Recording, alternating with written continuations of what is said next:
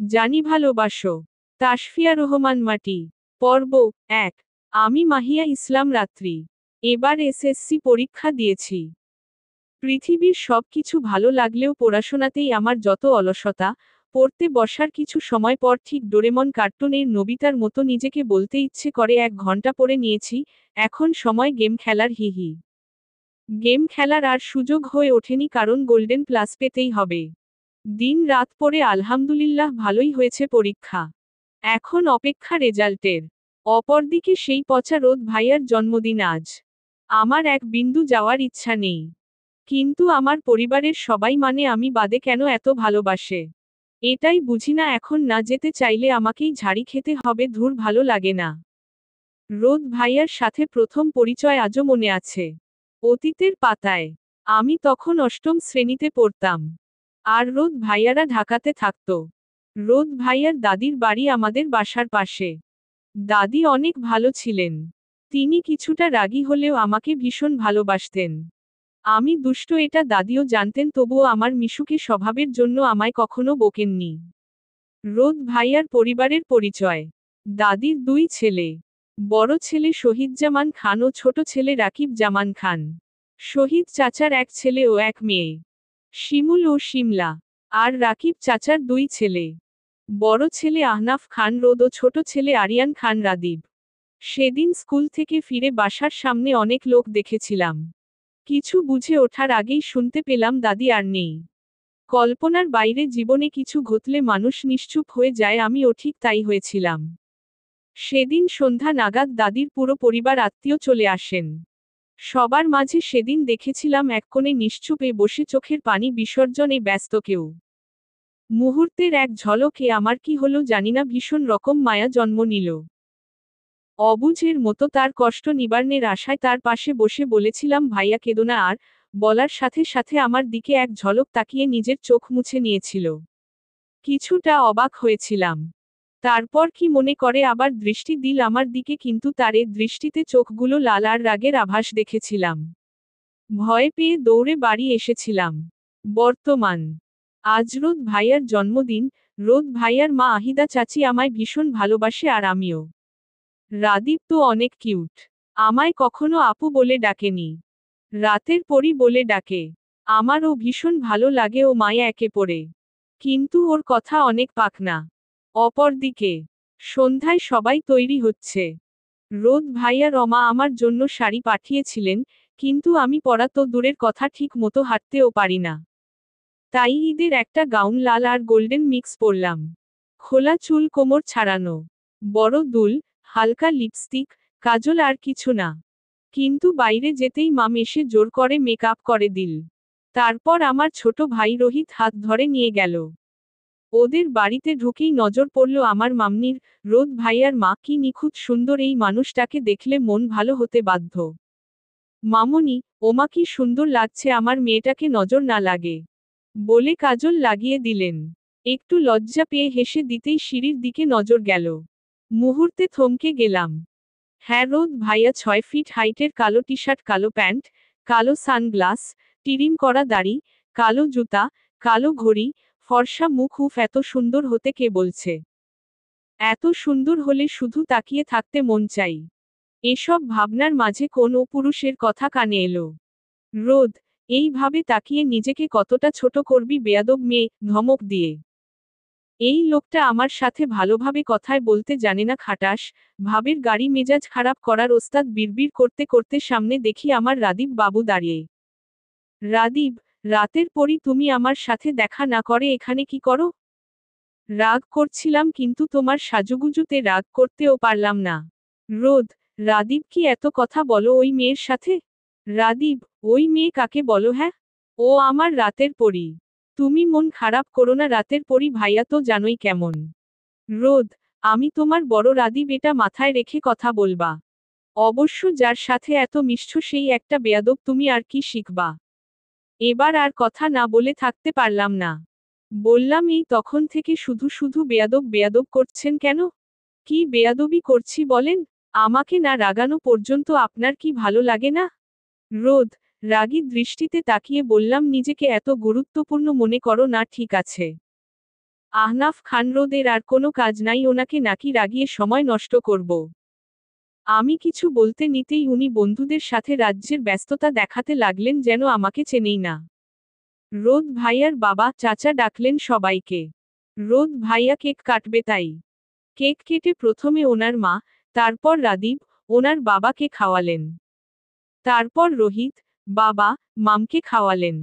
আর আমি যে একজন আছি তিনি দেখেও দেখলেন না। ওখান থেকে সরে আসতে গেলেই চাচা রোদ ভাইয়াকে আমায় কেক দিতে বললেন।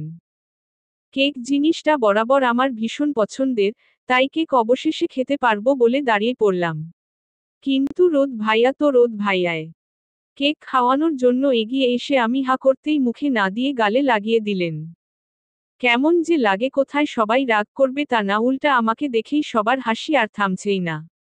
রোদ ভাইয়াকে কেক মাখানো আমকে দিয়ে হবে না। ধুর, মেজাজটাই খারাপ হয়ে গেল। বাসাতে চলে যেতে গেলে রাদীপ আসলো সামনে। রাদীপ, রাতের পরই দেখো তোমার জন্য টিস্যু আনছি। বসো। মুখ মুছে দেয়। এক ভাই জ্বালানোর ওস্তাদ আর এক ভাই নিরাময়ে। এই বাবুটা এত ভালো যে শুধু আদর করতে মন চায়। বিড়বিড় করে রাদীপকে বললাম, তুমি অনেক ভালো বাবু। এত কিউট গাল টেনে গালে একটা পাপ্পি দিতেই কোথা থেকে রোদ এসে ওকে নিয়ে চলে গেল। অবাক হলাম। এইভাবে টেনে নিয়ে যাওয়ার কি আছে? অচেনা কেউ বলে উঠল, হাই সুন্দরী।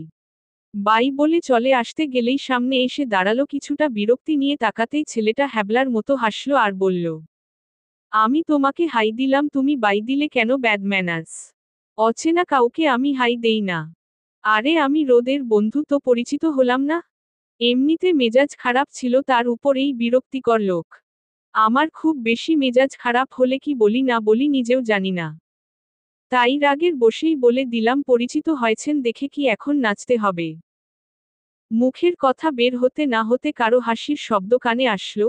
তাকাতেই রোদ ভাইয়াকে জীবনের প্রথম হাসতে দেখলাম। ভীষণ সুন্দর তার হাসি, ও এই মানুষটার হাসিও মানুষটার মতোই সুন্দর। শুধু আমার সাথে ধমক ছাড়া কথায় বলতে পারে না। একটু এভাবে হাসি খুশি থাকলে কি হয়? আমার ভাবনার মাঝেই এসব ভাবতে ভাবতে হঠাৎ চাচা, রোদ ভাইয়ার বাবা, সবাইকে ডাকলেন। সবাই যাওয়ার পর যা বললেন তা শুনে আমার মাথায় যেন আকাশ ভেঙে পড়ল। এটা কিভাবে সম্ভব? জীবনে প্রথম গল্প লেখার চেষ্টা, ভুলগুলো শুধরানোর জন্য বলবেন। পাঠকদের পাশে থাকার কামনায়। জানি ভালোবাসো। তাসফিয়া রহমান মাটি। পর্ব 2।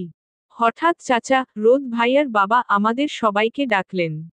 তিনি বললেন, আজ রোদের জন্মদিন। এই শুভ দিনে আরও একটি শুভ কাজ করতে চাইছি।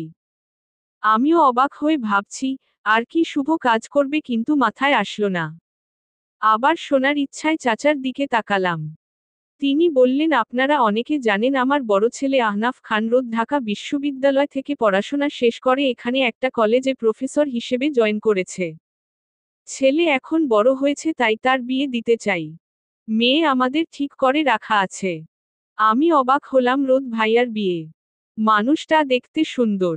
কেমন যেন লাগছে। ধুর, তবে মজাও লাগছে। যার কপালে আছে সে বুঝবে কি খাটাস লোক। হা হা, তখন মেয়েটা বলবে, জামাই আমার দেখতে ভালো। রাগলে লাগে পুরায় কালো। হা হা, এসব ভেবে মিটি মিটি হাসছিলাম। হঠাৎ তখনই চাচা বলে উঠলেন, মেয়ে আমাদের সামনেই আছে, আমাদের সবার আদরের রাত্রিমা। আমি আকাশ থেকে পড়লাম। কি বলছেন চাচা? বলে উঠলাম, এটা কিভাবে সম্ভব? রোদ ভাইয়ার কোনো রিয়াকশন চোখে পড়ল না। কতটা স্বাভাবিক হয়ে দাঁড়িয়ে আছে, যেন সে আগে থেকেই জানতো এমন কিছু চাচা বলবে। কিন্তু আমি ভাবছি, এই খাটাস যার সাথে 1 মিনিট থাকলেও শুধু ধমক শুনতে হয়, তার সাথে সারাজীবন কিভাবে সম্ভব? কিভাবে? বিড়বিড় করে এসব ভাবলেও রোদ ভাইয়ার কানে ঠিকই গেছে। আমার ভাবনার মাঝেই বলে উঠল, রোদ, তোর সাথে বিয়ে করার জন্য মরে যাচ্ছে না আহনাফ খান রোদ। ওকে এটা মাথায় রেখে কথা বলবি, ফাজিল মেয়ে। আজবত এই ছেলে ভালো মনে কখনো থাকতে দিবে না।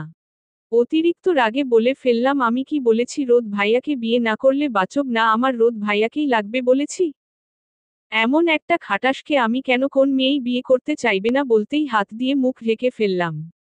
নিজেকে নিজেই বললাম, রাত্রি মারা পড়বি এবার নিশ্চিত রোদ ভাইয়ার হাতে। উফ, ভয় ভয় হাত মুখ থেকে সরিয়ে দেখলাম রোদ ভাইয়ার সেই প্রথম দিনের দৃষ্টি কি ভয়ানক। আমার সাথে কেন এমন করে এই মানুষটা? আর তার সাথে বিয়ে অসম্ভব। হঠাৎ রোদ ভাইয়া এগিয়ে আসতে আমি এক দৌড়ে মামনির পিছনে লুকালাম। তবুও রোদ ভাইয়া বলে উঠল, রোদ, আমি খাটাস হলে তুই কি 1 নাম্বার ঝগড়টে মেয়ে? আমার সাথে বেয়াদবি, এর ফল তোকে সময় আসলেই বোঝাবো, মনে রাখিস। আমাদের কথার মাঝেই হঠাৎ চাচা বলে উঠলেন, চাচা, দুজনেই চুপ করো, আর কেউ কোন কথা বলবা না। এই বিয়ে আমার মা মানে রোদের দাদি ঠিক করে রেখে গেছেন। তিনি অনেক আগে এই বিষয়ে আমাদের বলেছেন, শুধু রাত্রির এসএসসি পরীক্ষার অপেক্ষায় ছিলাম। রোদ ও রাত্রি, তোমাদের দুজনকেই তোমাদের দাদি ভীষণ ভালোবাসতেন, তার কথা কি তোমাদের জীবনে গুরুত্ব না? আমি অবাক হলাম, দাদি? এখন কিভাবে না বলবো, দাদি যেমন ভালোবাসতেন আমিও তো খুব ভালোবাসতাম। আমার দাদিকে কখনো দেখার সুযোগ হয়নি। ছোট থেকে রোদ ভাইয়ার দাদিই আমার নিজের দাদি ছিল। কি করব এখন? এসব ভাবতে ভাবতে রোদ ভাইয়া বলে উঠল, রোদ, আমার দাদির কথা আমার জীবনে অনেক গুরুত্বপূর্ণ, আর কারো জীবনে নাই গুরুত্ব থাকতে পারে। আমার নিজের দাদি অন্য কারো তো নিজের না, যে কথার মূল্য দিবে। কথাটা যে আমাকে বললেন, সরাসরি বললেই পারেন। রাগে দুঃখ এ বলেই দিলাম, আপনি কতদিন থাকছেন? আমি ছোট থেকে এখানে থাকি। আমার দাদি এটা বুঝছেন, আপনার থেকে আমায় বেশি ভালোবাসে, আর আমিও ভীষণ ভালোবাসতাম, এখনো ভালোবাসি অনেক।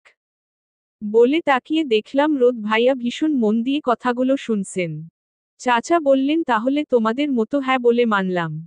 আমার ভীষণ কান্না পাচ্ছে, শুধুমাত্র দাদির কথা আমার জীবনে অনেক গুরুত্বপূর্ণ, তাই মেনে নেওয়া ছাড়া আর কোন উপায় নেই। এমন নয় যে রোদ ভাইয়াকে আমার পছন্দ না, তাকে যে কোনো মেয়েরই পছন্দ হতে বাধ্য। আর সত্যি বলতে, প্রথম দেখাতে কোনো এক ভালো লাগা তৈরি হয়েছিল, সাথে ভয়ও পেয়েছিলাম। এত রাগ আমাকে যে সহ্য করতে পারে না, তার সাথে সারাজীবন কিভাবে থাকব? এসব ভাবনার মাঝেই মামুনি বললেন, আজই ছোটখাটো ভাবে বিয়েটা সেরে ফেলব। পার্লার থেকে সাজাতে চলে আসবে, এখনই যাও রাত্রি, মা ঘরে যাও। আমি থমকে গেলাম, আজই এত তাড়াতাড়ি? মামুনি রাদীপকে বললেন, মামুনি, তোমার রাতের পরী আজ থেকে তোমার ভাবি হবে, তুমি খুশি তো? রাদীপ, ভাবি মানে কি মা? মামুনি, তোমার রোদ ভাইয়ার বউ হবে। তোমার রোদ ভাইয়া বিয়ে করবে আজকে। এখন থেকে তোমার রাতের পরী আমাদের সাথে থাকবে, আমাদের বাড়িতে। রাদীপ, রাতের পরী আমার ভাবি কেন হবে? তুমি তো আমার রাতের পরী, বলো তাহলে ভাইকে বিয়ে কেন করবা? রাদীপ সোনা, কি করে বোঝায় তোমায়, বিয়ে যে কেন করতে রাজি হয়েছি তা যদি তুমি বুঝতে। রাদীপকে একটু আদর করে বোঝালাম, বললাম, আমি যাতে তোমাদের কাছে সবসময় থাকতে পারি, তাই তোমার ভাইয়া আমাকে বিয়ে করে আনবে। এই যে আমি তোমাকে কত ভালোবাসি, আমি তোমার ভাইয়াকে বলেছি আমার রাদীপ বাবুর সাথে আমি থাকতে চাই, তাই তো এই বিয়ে হয়ে তোমার ভাবি হয়ে আসবো, বুঝছো বাবু? তুমি খুশি হও না? রাদীপ, সত্যি শুধু আমার কাছে থাকার জন্য ভাবি হয়ে আসবা? আমি কিন্তু ভাবি বলে ডাকবো না, রাতের পরী বলেই ডাকবো ওকে। অবশেষে বাবুটাকে কোনোভাবে বোঝানো গেল, সরি সোনা, তুমি অনেক ছোট, তাই সত্যিটা বলতে পারলাম না। এসব ভাবনার মাঝেই চোখ গেল রোদ ভাইয়ার দিকে, চোখাচোখি হতেই চোখ সরিয়ে দুজন দুদিকে তাকালাম। চারিদিকে তাকিয়ে দেখি বিয়ের একটা আমেজ ইতিমধ্যে তৈরি হয়ে গেছে। তারপর রাদীপকে বললাম, ওকে বাবু। মামুনি এসে বললেন, মামুনি, আমার রোদ অনেক বোঝদার ছেলে, হয়তো একটু মাথা গরম, কিন্তু ভীষণ ভালো মনের ছেলে তোমার। মামুনি যে মিথ্যা বলে না, এটা তো জানো। বিশ্বাস রাখো, যখন আমার রোদ তোমায় ভালোবাসবে তখন বুঝবা তোমাদের দাদি কোন ভুল করেননি। জীবনটা কতটা সুন্দর তখন উপলব্ধি করবা। আমি বলবো না তোমাকে মানায় নিতে, তুমি নিজের বাড়িতে যেভাবে থাকো এখানেও সেভাবেই থেকো।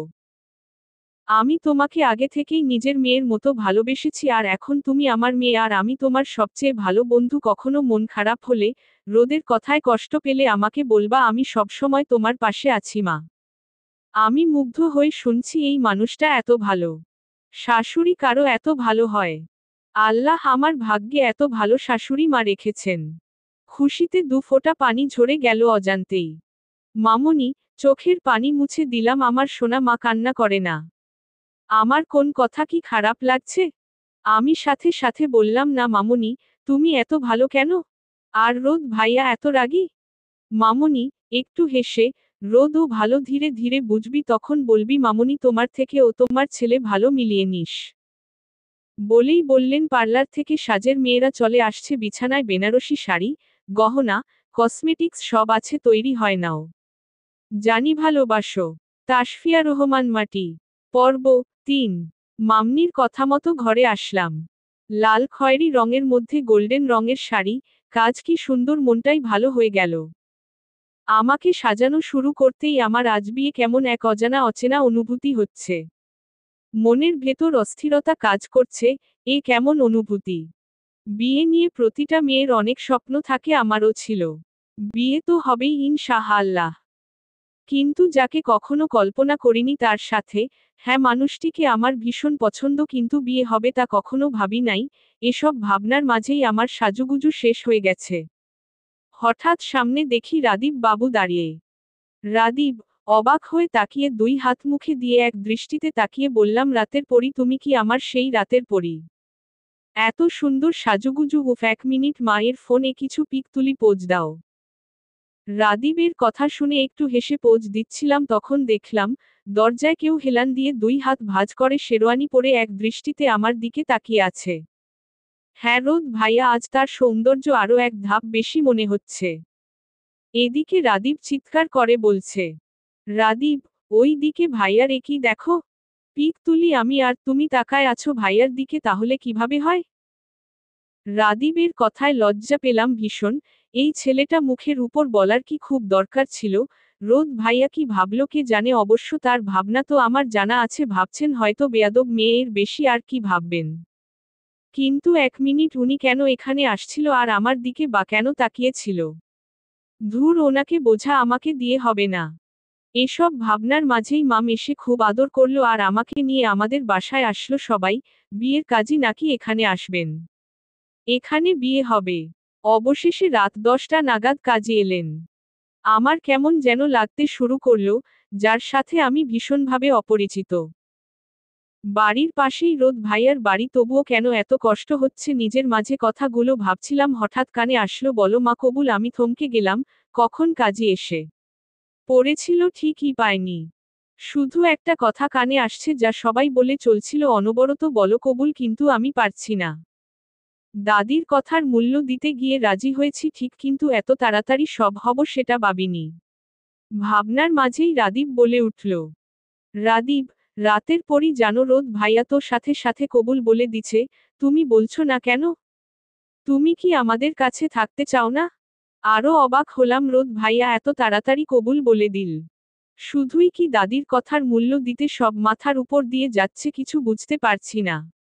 হঠাৎ মামনি এসে পাশে বসলেন, বললেন, মামনি, সোনা মা আমার, কোন অস্থিরতা হলে আমাকে বলো, বিয়ে যে সব মেয়েকে করতেই হয়, এটি ফরজ, প্রত্যেককে জোড়ায় জোড়ায় সৃষ্টি করেছেন আল্লাহ। আমার রোদের সাথে তোমার ভাগ্যের জোড়া ঠিক করে রেখেছিল আল্লাহ, তাই বিয়ে হচ্ছে। আমার উপর বিশ্বাস রাখো, আমার রোদ তোমায় ভীষণ সুখী রাখবে ইনশাআল্লাহ। কবুল বলে দাও। এই যে মামনি এত আদর ভালোবাসা দিয়ে বোঝালো যে আমি আর না করতে পারলাম না। অবশেষে 3 কবুলের মাধ্যমে বিয়ে সমাপ্ত হলো। রাত 11টায় বিদায়ের ব্যবস্থা করা হলো। সবকিছু কেমন স্বপ্ন এর মতো মনে হচ্ছে। আমরা যা কল্পনা করি না তা হঠাৎ জীবনে ঘটলে স্বপ্ন ব্যতীত আর কিছু মনে হয় না, যার সত্যটা উপলব্ধি করতে কিছুটা সময়ের প্রয়োজন হয়। আজ রোদ ভাইয়ার জন্মদিন ছিল, জন্মদিন খেতে গিয়ে ওই বাড়ির বউ হয়ে যাব তা ভাবিও নাই। এসব ভাবনার মাঝেই আমার ছোট ভাই রোহিত এসে আমাকে জড়িয়ে ধরে কাঁদতে লাগলো। আমিও নিজেকে সামলাতে পারলাম না। আমিও জোরে কান্না করে দিলাম। আমার ভাইটা আমার বন্ধু বেশি। রোহিত, আপু চলে যেও না। তুমি জানো না রাতে আমি ভয় পেলে তোমায় ডাকি, এবার আমি কাকে ডাকবো আপু, তুমি যেও না। আমার ভাইটা পা চেয়ে পড়ে। আমিও ওকে ছাড়া কখনো থাকিনি, কি করে থাকবো, এত কেন কষ্ট হচ্ছে। রোহিতকে আদর করে সরে আসতেই আমার মাম আমার পাশে বসলো, বলল, মাম, জীবনে সব মেয়ের বিয়ে হয়, আর বিয়ে হলে শ্বশুর বাড়ি যেতে হয়, এটাই নিয়ম। ওখানে তুমি বাড়ির বউ, তোমার আলাদা দায়িত্ব আছে সবাইকে খুশি রাখার, ভালো রাখা, সবাইকে ভালোবেসে পরিবারটাকে নিজের পরিবার বলে ভালো রাখবে। রান্না করার চেষ্টা করবে। রান্না করতে না পারলেও অন্তত চা বানিও, এসব বলে আমাকে আদর করে উঠে গেল। বাবাকে জড়িয়ে ধরে যেন বেশি কষ্ট হচ্ছে, বাবা বলল, বাবা, মা তোমার যখন খুশি বাসায় আসবা, আমরা যাব, আর আমাদের বাসা থেকে রোদের বাসা দেখাও যায়, তাই আর মন খারাপ না, রোদ ভালো ছেলে, তোমরা ভালো থাকবে বলে। আমার হাত রোদ ভাইয়ার হাতে দিয়ে রোদ ভাইয়াকে বলল, আমাকে যেন কখনো কষ্ট না দেয়। রোদ ভাইয়া হাত ধরাতে কেমন যেন কেঁপে উঠলাম। রোদ ভাইয়া বলল, রোদ, ভীষণ ভালো রাখবো, চিন্তা করবেন না চাচা। এদিকে আমার কান্না থামাতে আমি ব্যর্থ। ভীষণ কষ্ট হচ্ছে, বুক ফেটে কেমন কান্না পাচ্ছে। এর মাঝেই হঠাৎ কারণই শ্বাস উপলব্ধি করলাম, কানের কাছে তাকাতেই রোদ ভাইয়াকে দেখে অবাক হলাম। রোদ ভাইয়া বলে উঠল, রোদ, শোনো, সবার জীবনে কখনো একটু মেঘ জমে, আর জমে থাকা মেঘ কখনো বৃষ্টি হয়ে ঝরে। কিন্তু সবার জীবনে রোদ থাকে না। তোমার জীবনে মেঘ জমলেও বৃষ্টি হওয়াটা শোভা পায় না, কারণ তোমার জীবনে রোদ আছে। রোদ ভাইয়ার এই কথায় থমকে গেলাম, আর এই প্রথম সে আমাকে তুমি বলল। কেমন যেন হার্টবিট বেড়ে গেল, অন্যরকম অস্থিরতা শুরু হলো, কি জানি রোদ ভাইয়া বুঝল কিনা। ধীরে ধীরে আমার হাত থেকে নিজের হাত সরিয়ে নিয়ে একটু দূরে দাঁড়ালেন। আমি যেন একটু স্বস্তি পেলাম। তারপর রাদীপ হুট করে কোথা থেকে এসে আমার হাত ধরে বলল, রাদীপ, রাতের পরই চলো, বাসায় যেতে হবে। তো তুমি কান্না করো না, আমি তোমাকে অনেক বেশি ভালোবাসি। তো এই বাবুটাকে ভালো না বেশে কেউ থাকতে পারবে না। ওর এই কথাগুলো ভীষণ মায়া সৃষ্টি করে, তাই ওর হাত ধরে বেরিয়ে এলাম নিজের বাড়ি থেকে, মামনির বাড়ি, অর্থাৎ আমার শ্বশুর বাড়ি। মামনি আমাকে আর রোদ ভাইয়াকে পাশাপাশি দাঁড় করিয়ে মিষ্টি খাওয়ালেন। তখন রাদীপ বাবুও খেতে চাইল, ওকেও খাওয়ালো। তারপর আমাকে রোদ ভাইয়ার ঘরে মামনি বসিয়ে চলে গেলেন। রোদ ভাইয়ার ঘরটা ভীষণ পরিপাটি গোছানো, ভালো লাগছে।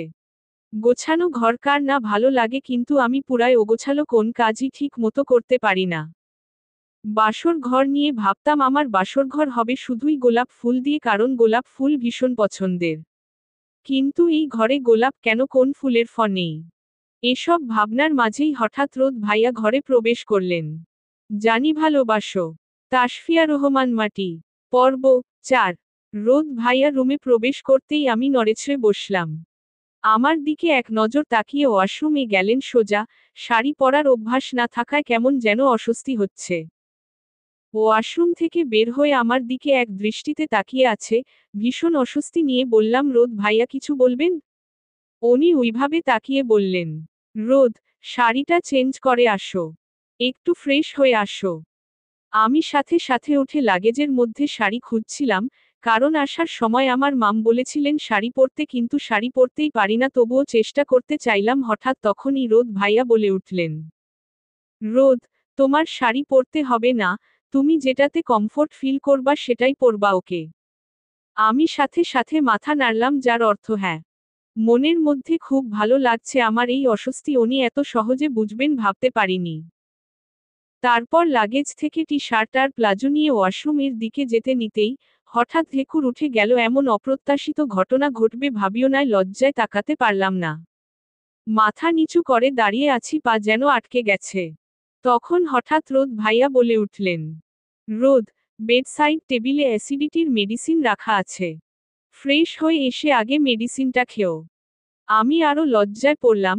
ঢেকুর উঠার আর সময় পেল না। ধাত প্রেস্টিজ বলে আর কিছু থাকলো না। মাথা নিচু করে ওয়াশরুমের দিকে পা বাড়াতেই রোদ ভাইয়া বলে উঠলেন, রোদ, রাত শোনো। আমি থমকে গেলাম। আজ পর্যন্ত কেউ কখনো এই নামে ডাকেনি। বুকের ভেতর ধুক করে উঠল, কিন্তু ভীষণ ভালো লাগলো, যেটা প্রকাশ না করে রোদ ভাইয়ার দিকে তাকালাম। তিনি বললেন, রোদ, রাত, আমাদের যেহেতু বিয়ে হয়েছে আমি আশা করব আমাকে আর ভাইয়া বলে ডাকবে না। আর এখন থেকে আর আপনি নয়, তুমি বলবে ওকে। আমি আরেক দফা অবাক হলাম, এত তাড়াতাড়ি কিভাবে এতদিন এর অভ্যাস চেঞ্জ করব। অবাক হয়ে বলেই ফেললাম, আমার একটু সময় লাগবে। বলে মাথা নিচু করে ভাবছিলাম নিশ্চয় এখন ধমক খেতে হবে, কিন্তু আমার ভাবনা সরিয়ে উনি বললেন, রোদ, অবশ্যই সময় লাগবে, এটাই স্বাভাবিক, সময় নাও, তবে চেষ্টা করো। ওকে? আমি মাথা নাড়লাম, যার অর্থ ওকে। বলে ওয়াশরুমে গেলাম। ওয়াশরুম থেকে চেঞ্জ করে এসে দেখি রোদ ভাইয়া খাবার নিয়ে বসে আছেন। উনি বললেন, রোদ, তুমি যে সন্ধ্যা থেকে কিছু খাওনি সে খেয়াল আছে, আগে মেডিসিনটা খাও, তারপর খেয়ে নাও খাবারগুলো। আমি ভাবনায় পড়ে গেলাম, আজ নতুন কোন রোদ ভাইয়াকে দেখছি। এই কি সেই রোদ ভাইয়া যে ধমক ছাড়া কথায় বলতে পারতো না কখনো? ভাবনার মাঝেই রোদ ভাইয়া আবার বললেন, রোদ, রাত বলছি বলে কি রাগ করলে? শোনো, রাগ করলে ও তুমি আমার কাছে রাতই থাকবে। আমার ব্যক্তিগত রাত তুমি বুঝেছ, আর রাত বলে শুধু আমিই ডাকবো, মনে থাকবে? আমার কানে শুধু তার একটা কথাই বাজছে, ব্যক্তিগত রাত তুমি। এসব ভাবনার মাঝেই আমি মাথা নাড়লাম, যার অর্থ মনে থাকবে। উনি আমাকে তার পাশে বসতে বললেন, আমিও সাথে সাথে বসলাম। মেডিসিন আর পানি এগিয়ে দিলেন খাওয়ার জন্য, আমি খেয়ে নিলাম। তারপর খাবারের ঢাকনা সরাতে আরও অবাক, সেই জন্মদিনের কেক উনি মনে করে এনেছেন, ভাবতেই পারছি না। আমার ভাবনার মাঝেই বললেন, রোদ, কি হলো, খাও রাত? আমারও তেমন খাওয়া হয়নি। আমার কি হলো জানি না, আমি বলে উঠলাম, আসেন একসাথে এক প্লেটে খেয়ে নেয়। মুখের কথা বের হতে দেরি মনে হলো উনি ভীষণ খুশি হয়ে সাথে সাথে প্লেটের আরেক পাশ থেকে খেতে শুরু করলেন। আমিও খেয়ে নিলাম। খুব ক্ষুধা লেগেছিল। আমি খুব কম খাবার খাই, কিন্তু সময়ের খাবার সময়ে না খেলে অসুস্থ হয়ে পড়ি।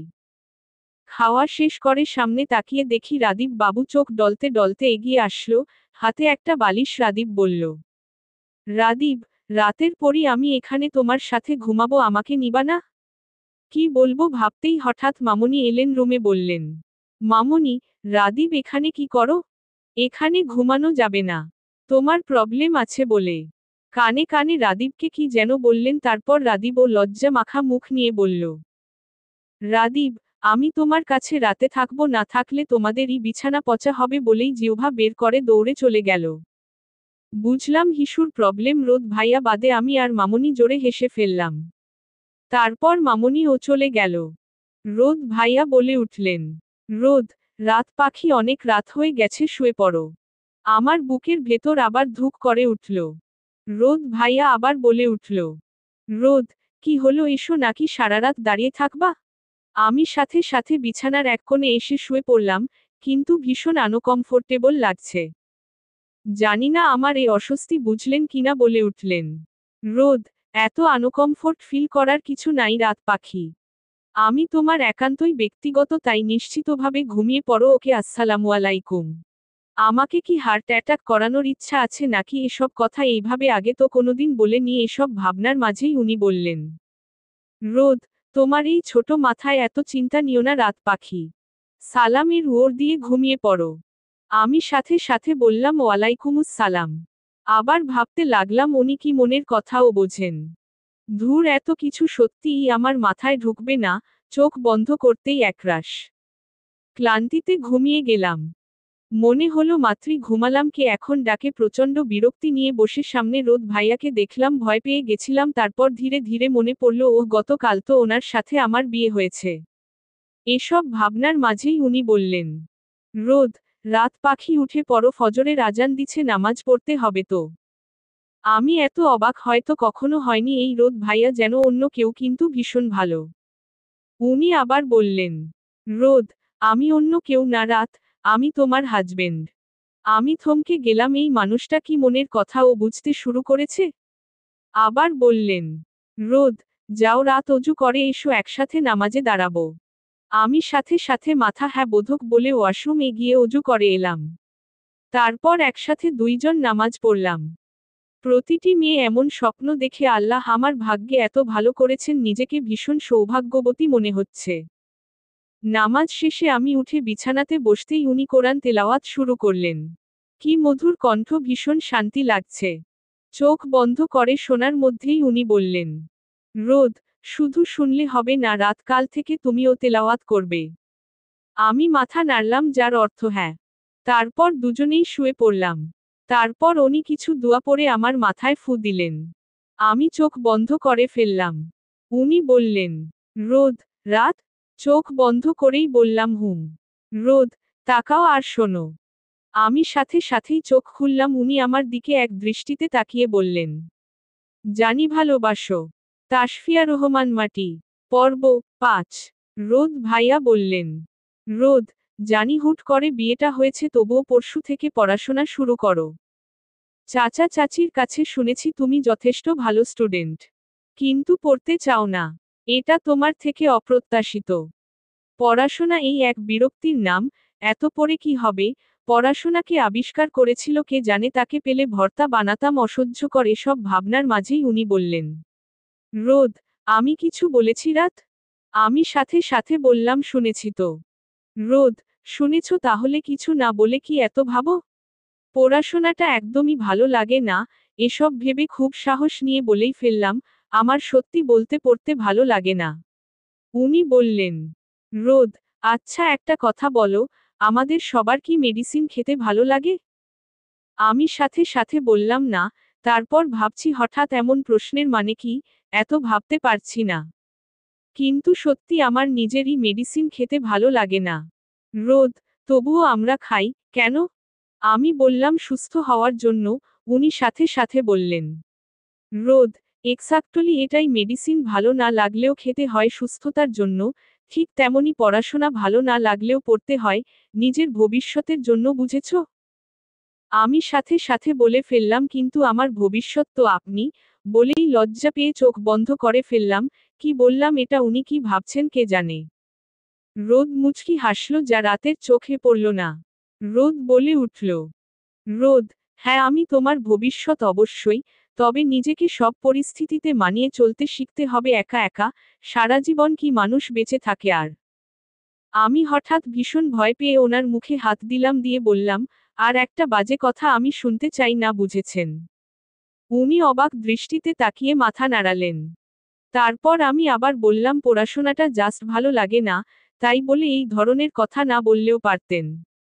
মনের অজান্তেই ভীষণ কষ্ট হচ্ছে কেন তা অজানা, ফুপিয়ে কান্না দিলাম। উনি এটার জন্য প্রস্তুত ছিলেন না। উনি ওনার মুখ থেকে আমার হাত সরিয়ে আচমকা জড়িয়ে ধরলেন। যেটার জন্য আমি প্রস্তুত ছিলাম না। সাথে সাথে কান্না বন্ধ হয়ে গেল। উনি আমার মাথায় হাত বুলালেন, ধীরে ধীরে বললেন, রোদ, সরি, রাত পাখি, আমি বুঝতে পারিনি, তোমাকে হার্ট করার কোন ইচ্ছা ছিল না। তুমি আর কখনো কান্না করো না। পরম আদরে চোখের পানি মুছে দিলেন, বললেন, রোদ, আমি মাথায় হাত বুলাতে বুলাতে ঘুমিয়ে পড়ো। আমিও চোখ বন্ধ করতেই গভীর ঘুম এসে ধরা দিল। সকালে ঘুম আগে আমার ভাঙল, উনার হাত এখনো আমার মাথায়, অন্যরকম ভালো লাগছে, এক কথায় ভীষণ ভালো অনুভূতি, উনাকে দেখতে মাশাআল্লাহ। এত কিউট আমার জামাই, আর এত ভালো, আমি এতটা ভাগ্যবতী হব কখনো ভাবিনি, আল্লাহর রহমত ছাড়া কিছু না। আনমনেই উনার সিল্কি চুল এলোমেলো করে, দেওয়াল ঘড়িতে তাকিয়ে দেখি 8টা বাজে। সূর্যের আলো উঠেছে অনেক আগেই, এসি বন্ধ করে জানালার পর্দা সরালাম, বেশ ঠান্ডা বাতাস হচ্ছে, আবার মনে হলো উনি জেগে যেতে পারেন, তাই জানালা বন্ধ করে এসি অন করে, ওয়াশরুমে গেলাম। ফ্রেশ হয়ে মামের কথা মনে হলো, মাম বলেছিল চা বানাতে, যদিও কোন কাজ ঠিকভাবে হয়নি আজ পর্যন্ত, তবুও চেষ্টা করতে হবে। তাই নিচে আসলাম, দেখলাম রান্নাঘরে রোদ ভাইয়াদের বাসায় কাজ করে মিনু আপু। মিনু আপুকে এই বাড়ির সবাই পরিবারের মানুষই মনে করে। মিনু আপু ওই পরিবার বলতে পাগল। এখানেই থাকে। তার সাথে আমার ভালো সম্পর্ক। মিনু আপুকে বললাম তুমি রান্নাঘর থেকে যাও তো, আজকে চা আমি বানাবো। মিনু আপু ভূত দেখার মতো চমকে গেলেন, কারণটা জানা তিনিও জানেন আমার কাজের বিষয়ে, বলে উঠল, মিনু, তা হয় না ভাবি। ভাই শুনলে রাগ করবে। ওর মুখে ভাবি শুনে আরো অবাক। এতদিন নাম ধরে ডেকেছে, এত তাড়াতাড়ি কিভাবে পারল? আমি তো রোদ ভাইয়াকে এখনো রোদ বলে ডাকতে পারলাম না। আমাকে পারতেই হবে, এসব ভেবে ওকে জোর করে রান্না ঘর থেকে বের করলাম। গ্যাসে পাতিলে পানি গরম করতে হয় রং চাই, তাই দিয়ে দাঁড়িয়ে ভাবছি রোদ ভাইয়ার কথা, মানুষটাকে যত দেখছি তত অবাক হচ্ছি, এত কেয়ারিং, এত বোঝে আমাকে, কবে থেকে? কাল থেকে অন্য রোদ ভাইয়াকে দেখছি, তবে ভীষণ ভালো লাগছে, প্রতিটা মেয়ে এমন কাউকে লাইফ পার্টনার হিসেবে চাই, আমিও কল্পনা করতাম, তবে কখনো রোদ ভাইয়াকে নিয়ে ভাবিনি। কাল যখন উনি মারা যাওয়ার কথা বললেন, আমার কেন এত কষ্ট হচ্ছিল। আমি কি রোদ ভাইয়াকে ভালোবেসে ফেললাম? এত তাড়াতাড়ি কি ভালোবাসা হয়? হয়তো হয়, ভালোবাসার জন্য অনেক সময় দরকার হয় না, জাস্ট কোন এক মুহূর্তই যথেষ্ট। এসব ভাবনার মাঝেই গরম পানি হঠাৎ হাতে পড়তেই আমি আহ করে সামনে তাকায়, তাড়াতাড়ি পাতিল সরাতে হাতে ছ্যাঁকা খেয়ে চিৎকার দিলাম। মামনি ও মিনু আপু দৌড়ে এলো আমার কাছে, মামনি বলল, মামনি, কি হয়েছে মা? তোমাকে এসব করতে কে বলছে? দেখি আসো, বরফ লাগাতে হবে। মামনি খুব আদর করে আমাকে তার কোলের কাছে বসালো, কিছু বলতে নিতেই হুট করে রোদ ভাইয়া আসলো। সোফা থেকে টেনে দাঁড় করিয়ে মামনির সামনেই আমাকে জড়িয়ে ধরল। আচমকা এমন হওয়াতে থমকে গেলাম। শুধু তার বুকের হার্টবিট শুনতে পাচ্ছি। এত জোরে হার্টবিট চলছে যে মনে হচ্ছে উনি ভীষণ ভয় পেয়েছেন। মামনি মিটিমিটি হেসে মিনু আপুকে বরফ দিতে বলে চলে গেল। ভীষণ লজ্জা লাগছে, উনি আমাকে ছেড়ে আচমকা আবার কোলে তুলে নিলেন। আমার শ্বাস বন্ধ হওয়ার উপক্রম, তবুও উনাকে বললাম, কি করছেন? ব্যথা লেগেছে হাতে, পায়ে তো কিছু হয়নি। আমার একটা কথার ওর দিলেন না। সিঁড়ি দিয়ে উপরে উঠার সময় মিনু আপুকে বললেন, রোদ, মিনু বরফ আমার রুমে দিয়ে যাও। রুমে এনে বিছানায় আমাকে বসিয়ে দিলেন। আমার দিকে তাকাচ্ছেও না। হাতের ব্যথা থেকে উনার এই ইগনোর বেশি খারাপ লাগছে। মাথা নিচু করে বসে থাকতেই মিনু আপু বরফ দিয়ে গেল। উনি বরফ খুব যত্ন করে হাতে লাগাচ্ছে, তারপর মলম লাগানোর সময় ফু দিচ্ছে। এত কেয়ার নিচ্ছে অথচ একটা কথাও বলছে না। ভালো লাগছে না। বলে উঠলাম, আপনি কথা কেন বলছেন না রোদ? উনি একটু অবাক হয়ে তাকালো। ওনার এভাবে তাকানোর মানে বুঝলাম মন খারাপের বশে। রোদ বলে ডেকেছি, যাক পেরেছি। এসব ভাবনার মাঝেই তাকিয়ে দেখি উনি রুমের কোথাও নেই। আবার মন খারাপ হয়ে গেল। মাম বলেছিল বলেই তো চা বানাতে গেছিলাম। দরজায় দেখি রাদীপ বাবু বলে উঠল, রাদীপ, রাতের পরই ব্যথা পেয়েছ? ভাইয়া মেডিসিন দিয়েছে, ঠিক হয়ে যাবে, কষ্ট পেও না। তোমার কষ্ট হলে আমারও হয়। বাবুটা এত কিউট করে বলল না, হেসে পারলাম না। একটু হাসলাম। তারপর মামুনি বলল, সন্ধ্যায় একটা ছোট বৌভাত অনুষ্ঠান করব ভাবছি। রোদ কিছুতেই রাজি হচ্ছিল না। এমনিতে এসব অত পছন্দ করে না, তার উপর তোমার হাত পড়েছে। তবুও অনেক কষ্টে রাজি হয়েছে। জানি ভালোবাসো। তাসফিয়া রহমান মাটি। পর্ব 6। রাদীপ বাবু ও তার ভাইয়ের মতো ফু দিয়ে দিচ্ছে। আমি এক দৃষ্টিতে তাকিয়ে দেখছি এই বাড়িতে সবাই এত ভালো। রোদ বাদে সবাই আমাকে ভালোবাসে। তবে কাল থেকে রোদ ও এদের সবার মতো আমার যত্ন নিয়েছে, তাহলে উনিও কি আমাকে ভালোবাসে? কিন্তু সকালে এত রাগ কেন করল, যে কথায় বলল না? ভালোবাসলে কি এত রাগ করা যায়? এসব ভাবনার মাঝেই মামুনি দেখি খাবার নিয়ে রুমে আসলো। মামুনি বললেন, মামুনি, খাবার খেয়ে নাও। আমি সাথে সাথে আমার হাতের দিকে তাকালাম। মামুনি আবার বলল, মামুনি, আজকে আমার মেয়ে আর ছেলেকে একসাথে খাইয়ে দিব। রাদীপ, রাত্রি দুইজনই তাড়াতাড়ি খাবা আসো। আমি অবাক হলাম। এত ভালো অবাক দৃষ্টিতে তাকিয়ে ভাবছি, আমার মামু হয়তো খাইয়ে দিত, কিন্তু হাজারটা কথা শুনতে হতো যে কোন কাজই পারি না। কিন্তু মামুনি কত আদর যত্ন করছে। এসব ভাবনার মাঝেই মামুনি বলল, মামুনি, রাত শোনা মা, হা করো। আমি সাথে সাথে হা করে খাওয়া শুরু করলাম, আমার সাথে রাদীপও। খাওয়ানো শেষ করে মামুনি বলল, একটু পরে পার্লার থেকে সাজানোর মেয়ে আসবে, বাড়িতে কিছু মেহমান আসবে, তৈরি হয়ে নিও।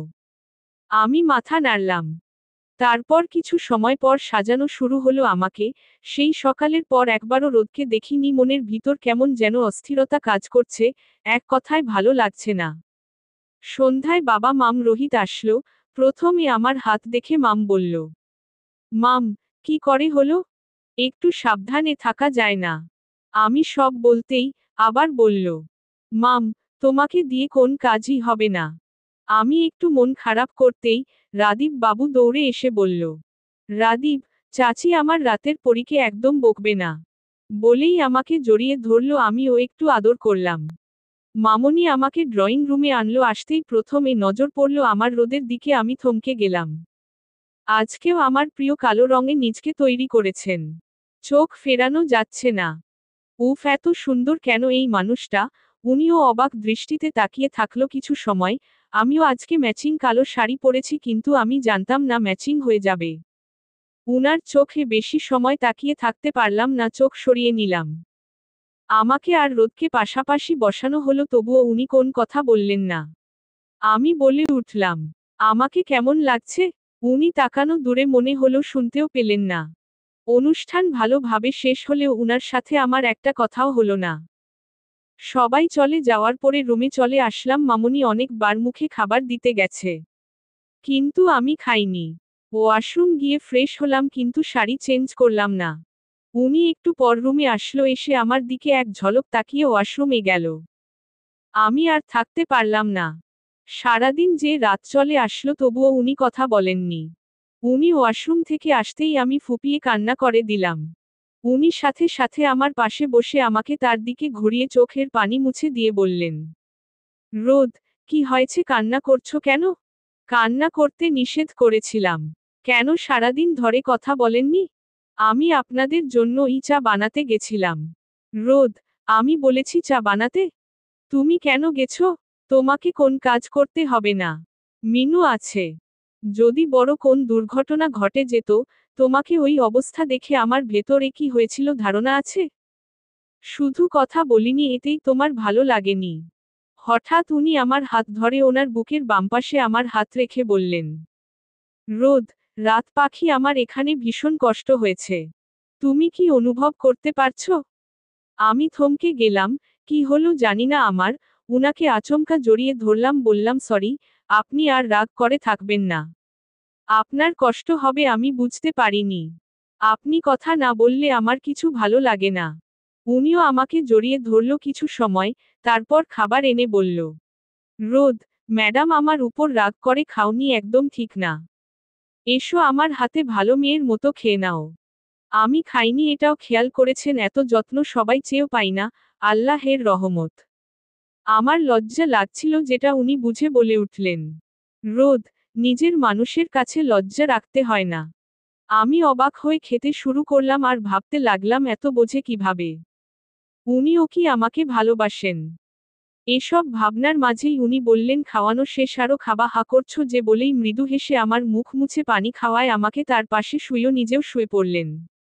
এইভাবে খুনসুটির মধ্যে কেটে গেল আমাদের বিয়ের 15 দিন। অনেক জোরতা কেটে গেছে রোদ এর সাথে। ইন্টারে উঠার আগেই অঙ্ক এর সূত্র পড়তে হচ্ছে তার কথায়। আজকে এসএসসির রেজাল্ট। চিন্তায় সে শুনি আজ কলেজ ছুটি নিয়েছেন। আমার রেজাল্ট মোবাইলই দেখছেন, দেখে বলে উঠল, রোদ, A+ আসছে। মনটা খারাপ হয়ে গেল, গোল্ডেন হয়নি। মন খারাপ হতে দেখে উনি বললেন, রোদ, মন খারাপ করো না। ইন্টারে ভালো হবে ইনশাআল্লাহ। একদম মন খারাপ না। বাড়িতে সবাই অনেক আদর করলো, ভীষণ ভালো লাগছে। আল্লাহের রহমত। রোদ এসে বলল, রোদ, আজ বড় চাচুরা সবাই আসবে। আমাদের বিয়ের সময় বড় মা একটু অসুস্থ ছিলেন, তাই আসতে পারেনি। মন খারাপ আর না ওকে? ওকে। সন্ধ্যা নাগাদ ওনারা এসে পড়লেন। বড় চাচা চাচি অনেক আদর করলেন। আমাকে একটা নেকলেস দিলেন। শিমুল ভাইয়া বিয়ে করেছিলেন, আমার অজানা ছিল, যাই হোক ভাবিও অনেক ভালো। শুধু শিমলা আপু এসেই রোদকে জড়িয়ে ধরল। আমি স্বাভাবিকভাবে নিয়েছি কাজিন বোন, কিন্তু যখন আমার সাথে পরিচয় করালো মনে হলো আমাকে দেখলই না। রাতে টেবিলে খাওয়ার সময় সবসময় আমি রোদের বাম পাশে চেয়ারে বসি। আজকে সব ছিটে সবাই বসে, ওই একটা ছিট খালি ছিল। আমি বসতে যেতেই হুট করে শিমলা আপু এসে বসে পড়লেন। মন খারাপ নিয়ে দাঁড়িয়ে থাকতেই রোদ আমার হাত সবার সামনে ধরে তার চেয়ারে নিজে একটু সরে আমাকে বসিয়ে দিল। ভীষণ লজ্জা লাগছিল। শিমলা আপু ছাড়া সবাই মিটিমিটি হাসল। খেয়ে সাথে সাথে রুমে আসছি। অনেক সময় পরও দেখলাম রোদ রুমে আসেনি, তাই নিচে গিয়ে দেখি শিমলা আপুর সাথে গল্পে ব্যস্ত। আমি সামনে যেতেই রোদ হাসল, আমিও একটু হেসে শিমলা আপুর দিকে তাকাতেই মেজাজ খারাপ হয়ে গেল। রোদের সাথে গল্পের অছিলায় উনি রোদের কোলের কাছে যাচ্ছে, বারবার আবার আমার দিকে তাকিয়ে বাঁকা হাসি দিল। বুঝলাম ইচ্ছা করেই এমন করছেন। রাগ উঠলে এই এক জ্বালা, নিজের মধ্যে থাকি না। তাই হুট করে রোদের হাত ধরলাম। উনি অবাক দৃষ্টিতে তাকাতেই আমি বললাম, জানি ভালোবাসো। তাসফিয়া রহমান মাটি। পর্ব 7। আমি বললাম, ঘুম পায়, চলেন ঘুমাবো। উনি সাথে সাথে উঠে আসতে চাইলে শিমলা আপু বললেন, শিমলা, রোদ ভাইয়ার সাথে একটু গল্প করছি, জামাই ছাড়া কোন বউ এর ঘুম হয়নি, এমন কথা শুনি নাই। আরও রাগ উঠল, বলে ফেললাম, জামাই ছাড়া কার ঘুম হয় কি না হয় সেটা আমার দেখার বিষয় না, কিন্তু আমার জামাই ছাড়া আমার ঘুম হয় না। বলে উনার হাত ধরে রুমে চলে আসলাম। উনি হতভম্ব এর মতো তাকিয়ে আছেন। রুমে এসে আমার দিকে এখনো এক দৃষ্টিতে তাকিয়ে আছে। আমি বললাম, কি এভাবে তাকিয়ে থাকার মানে কি? রোদ, তুমি কি জেলাস? রাগ থাকার ফলে বললাম, না তো, আমি অনেক খুশি, আমার তো অনেক নাচতে মন চাইছে। দাঁড়ান একটু নাচি। বলেই নাচতে যেতেই উনি আমাকে তার কাছে বসিয়ে বললেন, রোদ, কি হয়েছে আমার রাত পাখির, মাথাটা কি একবারে গেছে? আমি চুপ থাকতে উনি আবার বললেন, রোদ, কথা বলবা না, এত রাগ করতে হয় না, আরে ও তো আমার কাজিন হয়। আমি বললাম, কাজিন হয় দেখে কি আপনি কোলে নিয়ে বসে থাকবেন? আমার কথায় কিছু সময় অবাক দৃষ্টিতে তাকিয়ে বললেন, রাত কি বলো এসব, আরে ও আমার কাজিন, ভাই বোন একটু গল্প করছিলাম। আচ্ছা তাহলে আমি ও আমার কোন কাজিন ভাইয়ের কোলের কাছে গিয়ে গল্প করব, ভাই বোনই তো তাই না?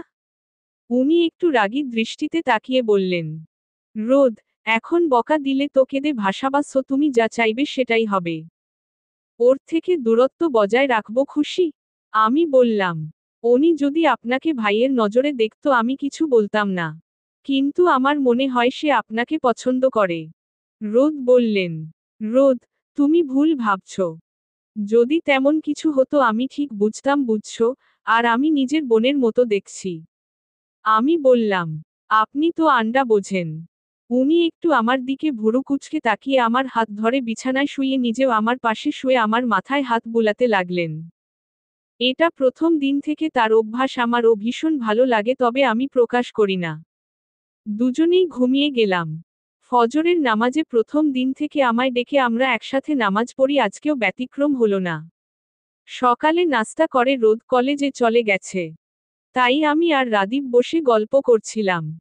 হঠাৎ শিমলা আপু রুমে প্রবেশ করতেই রাদীপকে বললেন, শিমলা, রাদীপ নিচে যাও তো, তোমার ভাবির সাথে একটু গল্প করি। রাদীপ, কে ভাবি? ও আমার রাতের পরি। ওকে? শিমলা আপু একটু মুখ ভাঙালেন। বললেন, শিমলা, ওকে তোমার পরি নাকি রাতের পরি?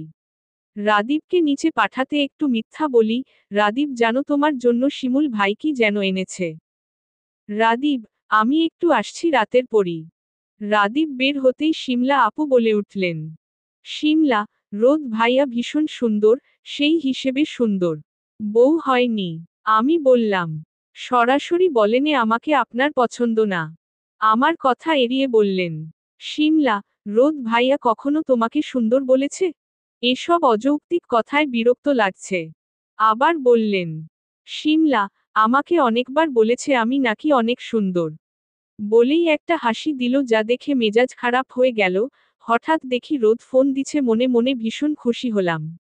এবার ওনাকে শুনিয়ে বললাম, উফ, আমার জামাইটাও না জানেন কলেজে গেলেও তার মন আমার কাছে পড়ে থাকে, আমাকে ছাড়া নাকি তার এক মুহূর্তও ভালো লাগে না। আমার কথা উনার মুখের ভাব পাল্টে গেল, উনি বললেন, শিমলা, আমার একটু কাজ আছে। বলেই চলে গেলেন। এদিকে আমার জামাই ফোন দিয়েই যাচ্ছে। 5 বারের বার ফোন ধরতেই বললেন, রোদ, রাত ফোন ধরছিলে না কেন? শিমলা আপু আসছিল তাই কথা বলছিলাম। রোদ, ওসব শিমলা টিমলা বাদ দাও, আচ্ছা একটা কথা বলো। কি? রোদ, তুমি কি আমাকে একটুও মিস করো না জান? আমি থমকে গেলাম, লজ্জা লাগছে তারে জান ডাকায়, মাঝে মাঝে এমন এমন কথা বলে যে আমার কথাগুলো সব আটকে যায় এসব ভাবনার মাঝেই। রোদ বলে উঠল, রোদ, থাকেন রাত পাখি, আর লজ্জা পেতে হবে না। উফ, এই মানুষটা দূরে থেকেও কি মনের কথা বুঝে। রোদ, রাত নিজের মানুষ দূরে কাছে যেখানেই থাক মন পড়তে জানে। আবার অবাক হয়ে গেলাম তার এসব কথাতে, আমার হার্টবিট বেড়ে যায়। রোদ, এত চিন্তা মাথায় নিতে হবে না। আজকে তোমার জন্য একটা সারপ্রাইজ আছে। কি সারপ্রাইজ বলেন? রোদ, বলা যাবে না, আমি আসলে পাবা, এখন রাখি, আসসালামু আলাইকুম। ওয়ালাইকুম সালাম বলতেই ফোন রেখে দিলেন। সারপ্রাইজ শোনার পর থেকে খুব ভালো লাগছে। সারপ্রাইজ পেতে সবারই ভালো লাগে। কি সারপ্রাইজ না জানা পর্যন্ত বিরক্তি লাগছে। কিন্তু উনি বলবেন ও না আর বলে দিলে তো সত্যি সারপ্রাইজ থাকে না। নিচে এসে মাম্মিদের সাথে গল্প করলাম, তারপর রাদীপ এসে বলল, রাদীপ, জানো রাতের পরি শিমুল ভাইয়া আমার জন্য কিছু আনছিল না, পরে আমি চকলেট খেতে চেয়েছিলাম তখন এনে দিছে। রাদীপের কথা শুনে শিমলা আপুর দিকে তাকাতে আপু চোখ সরিয়ে ফোন দেখায় মগ্ন হলেন। বুঝলাম মিথ্যা বলেছিলেন তখন। কিছু সময় পর রুমে এসে গোসল করে নামাজ পড়ে দুপুরে খেয়ে ঘুম দিলাম। বিকালে রাদীপের ড্রয়িং করে দিচ্ছিলাম। তখন রোদ আসলো হাতে প্যাকেট, দেখেই বুঝলাম আমার সারপ্রাইজ চলে আসছে। খুশি হয়ে যেতে গেলেই রাদীপ বলল, রাদীপ, আমার আরো বাকি আছে, ওগুলো তোমাকে করে দিতে হবে। মন তো পড়ে আছে রোদের কাছে, কিন্তু রাদীপ বাবু থাক, একটু পরেই যায়, সারপ্রাইজ তো আর অন্য কারো হবে না, আমারই। অপরদিকে রোদ, বিয়ের পর আমি কোন গিফট দেয়নি, আমার বিশ্বাস এই সারপ্রাইজ ওর ভীষণ পছন্দ হবে। বলে ওয়াশরুমে গেলাম। শিমলা, রোদের রুমে দরজা খোলা থাকার ফলে রুমে বিছানায় প্যাকেট চোখে পড়ল। বাহ, বউকে গিফট করা হচ্ছে। আমি রোদ ভাইয়াকে ভালোবাসি, এসব আমার হওয়ার কথা ছিল। প্যাকেট থেকে শাড়ি বের করে পরে নিলাম। ভাইয়ার রুমে আবার এসে আয়নার সামনে নিজেকে দেখছি, হঠাৎ ওয়াশরুমের দরজা খুলল। রাদীপ, রাতের পরি, থ্যাঙ্কস। ওকে টাটা দিয়ে আমি রুমে এসে সামনে তাকাতেই থমকে গেলাম। রোদ পেছনে থেকে শিমলা আপুকে জড়িয়ে ধরে থাকতে দেখে আমি রোদ বলে চিৎকার দিতেই উনি শিমলা আপুকে সামনে ফেরালেন, কিছুটা অবাক হয়ে বললেন, রোদ, তুই এখানে কি করিস? আমি তো রাতের জন্য এই শাড়ি এনেছিলাম। আমার রাগ উঠে গেছে তাই বললাম। কেউ পরিষ্কার করে বলবেন এখানে কি হচ্ছে? রোদ কিছু বলার আগেই শিমলা আপু বললেন, শিমলা, রোদ আমি তোমাকে ভালোবাসি। বলার সাথে সাথে রোদ একটা থাপ্পড় দিল। রোদ, ছি, আমি তোকে নিজের বোন ছাড়া কিছু ভাবিনি, আর এসব কিভাবে বলিস বেয়াদব? আর আমি ভেবেছিলাম এটা রাত, তুই কেন এসব পড়েছিস? অনেক রেগে বললেন। শিমলা আপু যা বলল আমি শুনে স্তব্ধ হয়ে গেলাম। জানি ভালোবাসো। তাসফিয়া রহমান মাটি। পর্ব ৮, শেষ পর্ব। শিমলা আপু বললেন, শিমলা, রোদ ভাইয়া তুমি তো আমার জন্য সারপ্রাইজ আনছো, তুমিও আমাকে ভালোবাসো, তোমার বউয়ের জন্য এসব বলছো তাই তো? আমার চোখ দিয়ে অটোমেটিক পানি পড়ছে। রোদ আমার চোখের পানি দেখার সাথে সাথে বললেন, রোদ, কান্না করতে নিষেধ করেছি, একদম কান্না না। বলেই আমার দিকে এগিয়ে আসতেই আমি বললাম, প্লিজ আমার কাছে আসবেন না। আমি সত্যিটা জানতে চাই। কান্না করতে করতে আমি বললাম, দয়া করে বলেন আপু, যা বলেছেন তা কি সত্যি? রোদ, শিমলা সত্যি কথা বল, ধমক দিয়ে। শিমলা, চুপ। কোন কথা না বলে আমার সামনে এসে বললেন, শিমলা, রোদ আমার ভালোবাসা। রোদ কি কখনো বলেছে তোমাকে ভালোবাসে? তুমি আমাদের মাঝে এসেছ। রোদ আমাকে ভালোবাসে। বলতেই রোদ চিৎকার করে বললেন, রোদ, বেয়াদবের একটা সীমা আছে। বলেই সামনে আগাতে শিমলা আপু দৌড়ে রুম থেকে চলে গেলেন। আমি সরি, আপনাদের মাঝে চলে আসছি। রোদ, রাত তুমি ভুল বুঝছো, আমার কথা শোনো। বলেই আমার দিকে এগিয়ে আসতে নিতেই আমি দৌড়ে বেরিয়ে আসি। জানি না কোথায় যাব, কিন্তু এ বাড়িতে আর এক মুহূর্তও না। আমি চলে আসতে নিচে মামনিরা সবাই চিন্তিত হয়ে আমাকে আটকানোর চেষ্টা করতে আমি সেখান থেকেও দৌড়ে গেটের বাইরে চলে আসলাম। উনি সত্যিই আমাকে কখনো বলেননি ভালোবাসি, মাথা কোন কাজ করছে না, ছুটে চলতে চলতে আমার পিছনে রোদও আসছেন। ওনার উপস্থিতি বুঝে আরো জোরে ছুটতে লাগলাম। রোড পার হওয়ার পর পিছনে একটা বিকট আওয়াজ আসতেই আমি পিছনে ফিরে থমকে গেলাম। কল্পনার অতীত। হ্যাঁ, আমার রোদ। আমার রোদের দুর্ঘটনা ঘটেছে, আমার কথা বলার শক্তি হারিয়ে গেছে, তবুও চিৎকার করে রোদ বলে তার কাছে যেতেই চোখ বন্ধ করে ফেলল। কেমন যেন পাগল পাগল লাগছে। রোদের অজ্ঞান অবস্থাতেই ওকে নিজের পায়ের উপর শুইয়ে বললাম, তোমার কিছু হবে না রোদ, তোমার রাত থাকতে তোমার কিছু হতে দিব না। রোদ, শুনতে পাচ্ছ, তোমার রাতের রাগ উঠলে মাথা ঠিক থাকে না, জানো তো, তাই বলে তুমি আমাকে ছেড়ে যেতে চাইছো? ইতিমধ্যে মামনিরা এসে কান্নাকাটি করলেও আমাকে উঠাতে ব্যস্ত, তারপর হাসপাতালে নিয়ে আসলো রোদকে সবাই। রোদকে আইসিইউ এ রাখা হয়েছে। মামনিকে জড়িয়ে ধরে আমি কান্না করেই যাচ্ছি। রাদীপও কান্না করছে, তবুও আমাকে বলছে, রাদীপ, কষ্ট পেও না, রাতের পরই ভাইয়া এসে যদি জানতে পারে তুমি কেঁদেছ খুব রাগ করবে। ওকে জড়িয়ে জোরে চিৎকার করে কান্না করতেই আমার জ্ঞান হারিয়ে গেল, তারপর আর কিছু মনে নেই। চোখ খুলতেই আমার পাশের বেডে রোদকে দেখলাম, সে এক দৃষ্টিতে আমার দিকে তাকিয়ে আছে। আমার চোখ দিয়ে আবার পানি পড়ছে, তবে এটা আল্লাহকে শুকরিয়া জানিয়ে খুশির কান্না। আমি উঠে বসতেই মামনিরা এগিয়ে এসে আমার পাশে বসে বললেন, মামনি, রোদের অবস্থা খুব খারাপ ছিল, শুধু আল্লাহর রহমতে ও বেঁচে আছে, আর তোমার এত ভালোবাসায়। রোদ, জানিস কি পাগলামি যে করেছে? রোদ সাথে সাথে বলল, রোদ, কি? মামনি সব বলতেই ভীষণ লজ্জা লাগছিল, যেটা মামনি বুঝে সবাইকে নিয়ে কেবিন থেকে বেরিয়ে গেলেন। আমি ধীরে ধীরে রোদের পাশে বসতেই বললেন, রোদ, এত পাগলামি কেউ করে? আমি অভিমান নিয়ে বললাম, আমি আপনাকে ভালোবাসি, দেরিতে বুঝেছি, কেন পাগলামি করেছি আপনি বুঝবেন কিভাবে, আপনি তো আর আমাকে ভালোবাসেন না। রোদ, শুনলাম কে যেন আমাকে তুমি করে বলেছিল, তো সেটা বললেই ভালো লাগতো। ওনার এই কথায় লজ্জা পেলাম।